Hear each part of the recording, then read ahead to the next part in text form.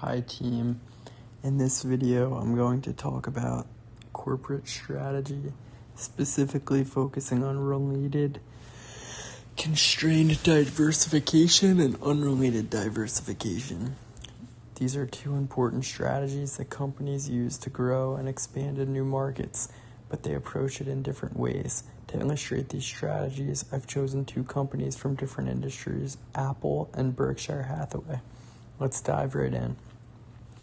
So, for the first one, related constrained diversification. For Apple, first up is Apple. Apple is a great example of related constrained diversification.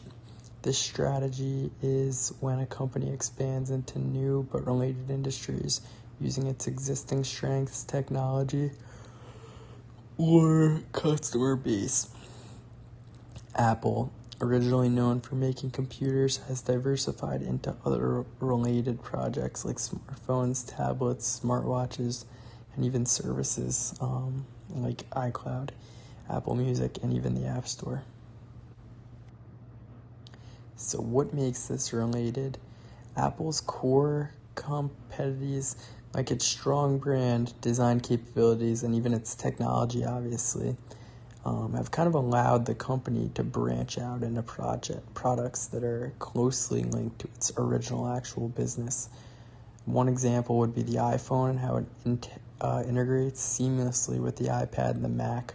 All these products are working together, so it's kind of like an Apple ecosystem, and this goal is kind of to create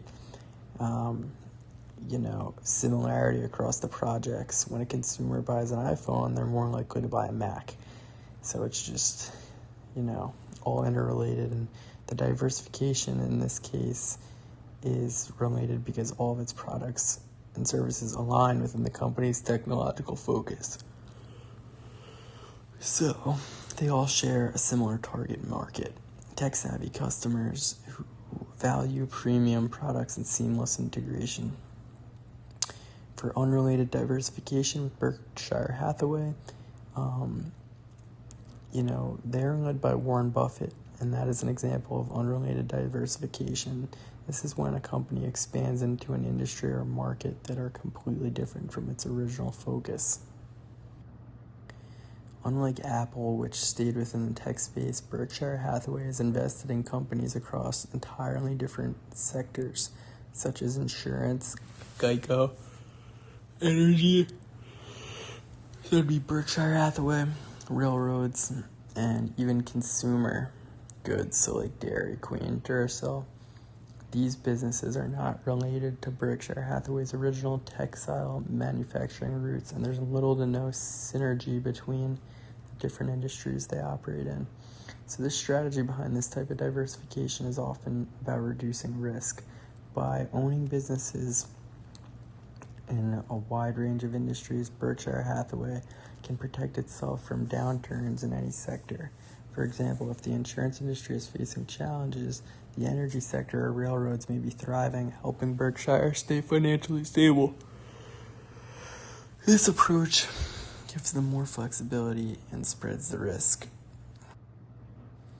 So to compare the two strategies, so how do Apple and Berkshire Hathaway compare in terms of diversification?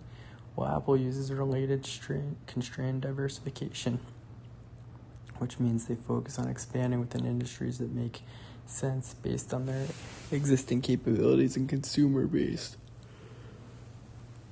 Their goal is to create synergies and leverage their brand technology to offer more integrated products and services. On the other hand, Berkshire Hathaway uses unrelated diversification by reducing risk by owning businesses in completely different sectors. They're not trying to create synergies between all these companies. Instead, they're trying to spread their investments across different industries, making sure that if one sector underperforms, the other one will do better.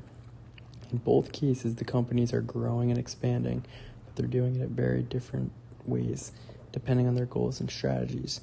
So to wrap it up, constrained diversification is about expanding businesses that are connected to your core operations. So on the other hand, unrelated diversification involves branching out into completely different industries to reduce risk and stabilize the company. Apple and Berkshire Hathaway are both excellent examples of how these strategies approach growth and risk management in their own ways. Thanks for watching. I hope I helped clarify the difference between these two strategies. Let me know if you have any questions, and yeah. For references, I used Exploring Corporate Strategy, Text and Cases by Johnson, Scholes, and Wilmington, as well as Competitive Strategy, Techniques for Analyzing Industries and Competitors by Porter.